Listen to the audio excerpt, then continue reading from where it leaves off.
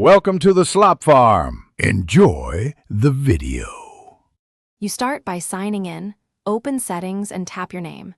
Next, choose Media and Purchases and select View Account so the App Store can show purchase records. If prompted, authenticate with your Apple ID password, Face ID, or the two-factor code. This step protects your purchases and ensures you see only your account's history.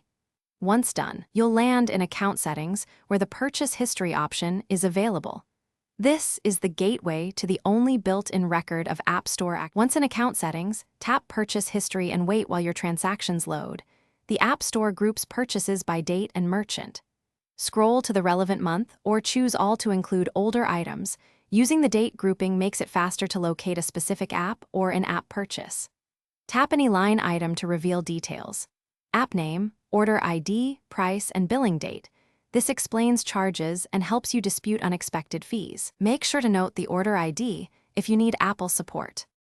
To finish, use the Report a Problem link beside any transaction to request a refund or report unauthorized charges. Apple uses the order ID you'll see there. If you need further help, take screenshots of the purchase details, order ID, date, and amount, so support agents can act quickly. If an expected app isn't listed, check family sharing settings or sign in with other Apple ID you might have used. This resolves the most common missing history issues and gets you back on track. Thanks for watching. Consider subscribing if we helped you today.